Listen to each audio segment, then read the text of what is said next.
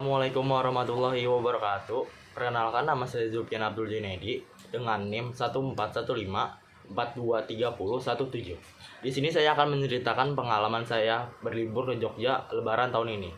Jadi gini, awalnya tuh saya mau liburan ke Jogja bulan Mei setelah Lebaran, karena kan Lebaran tahun ini tuh di akhir April. Namun ternyata plan itu tuh berubah, dimajuin ke akhir bulan April sebelum Lebaran, seminggu sebelum Lebaran, dikarenakan ada kereta promo mudik gitu. Jadi dari Pasar Senen ke stasiun Lempuyangan itu tuh cuma 10.000, dan kayak di situ tuh kita temanya mau backpackeran, jadi meminimalisir segala pengeluaran. Jadi tuh awalnya di bulan Mei kita akan nginep di rumah teman, di kosannya teman. Terus dari motor pun dari teman saya gitu. Jadi untuk kendaraan dan penginapan tuh udah ada gitu. Nah, cuman karena dimajuin ke bulan April, itu tuh akhirnya semuanya berubah. Jadi untuk penginapan dan motor tuh kita nyewa di sana. Nah, untuk tiket keretanya kita tuh ngewar di jam 12 malam di hari itu. Jadi misalnya kita ngewar tuh jam 12 malam hari ini. Jadi sorenya tuh kita berangkat, nyampe di Yogyakarta itu jam 4 subuh besok harinya. Jadi sekitar kurang lebih 12 jam perjalanan untuk naik kereta. Nah, cuman karena di situ kita backpackeran untuk menghemat biaya, jadi kita nggak memikirkan itu.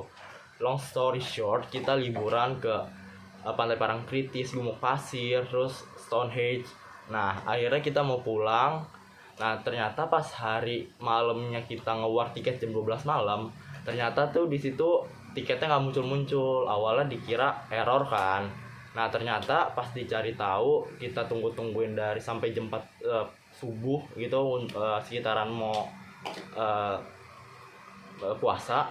Itu tuh di situ kita baru tahu ternyata kalau tiket itu merupakan tiket program mudik. Jadi untuk tiket-tiket yang nggak sold out itu tuh baru bisa dijual pas hari itu. Jadi kalaupun misalnya tiket itu sold out, berarti tiket kereta itu tuh udah nggak ada di aplikasinya. Nah, itu tuh di situ kita pulang akhirnya nggak kebagian tiket. Nah, di situ tuh saya berpikir kayak gimana caranya kita harus pulang hari itu, karena untuk beli tiket kereta yang lain tuh duitnya nggak ada, jujur, pertama. Terus yang kedua, di penginapan kan kita akhirnya nginep, nyewa ke tempat nginep kan, itu tuh di situ nggak bisa diperpanjang lagi karena ternyata besok harinya tuh udah ada orang yang ngebooking. Nah, akhirnya kita mikir cara gimana caranya balik ke Jakarta, walaupun mungkin agak ribet. Akhirnya beli tiket kereta dari Lempuyangan Yogyakarta ke stasiun Bandung. Nah, dari stasiun Bandung kita lanjut ke Purwakarta. Nah, di Purwakarta itu kita nginep 1 hari semalaman. Jadi aku nyampe di Purwakarta tuh jam 9 malam. Kereta untuk dari Purwakarta ke Cikarang itu tuh adanya di jam 5 pagi. Jadi dari jam 9 malam sampai jam 5 pagi itu kita nginep di stasiun Purwakarta. Nah, dari jam 5 pagi itu tuh dari Purwakarta ke Cikarang itu tuh akhirnya kita naik kereta yang namanya kereta lokal yang harganya cuma 4.000. Jadi dari Purwakarta ke Cikarang itu harganya cuma 4.000. Nah, dari Cikarang kita lanjut KRL ke kalau dari aku ke stasiun Rawabuaya. Jadi dari Cikarang kita transit ke stasiun Manggarai. Dari Manggarai kita transit ke Duri. Dari Duri baru ke rumahku di stasiun Rawabuaya. Itu akhirnya kayak nyampe 2 hari lebih gitu di perjalanan.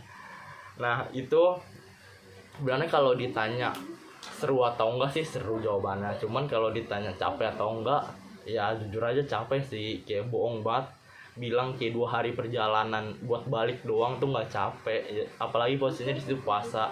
Jadi akhirnya kalau ditanya mau lagi kayak gitu atau enggak, jawabannya pasti akan enggak sih. Karena itu tuh ya emang mungkin hemat duit, cuman wasting di time-nya doang. Jadi kayak lebih baik nge-spend money lebih untuk waktu daripada nge-spend waktu lebih buat ngehemat duit gitu.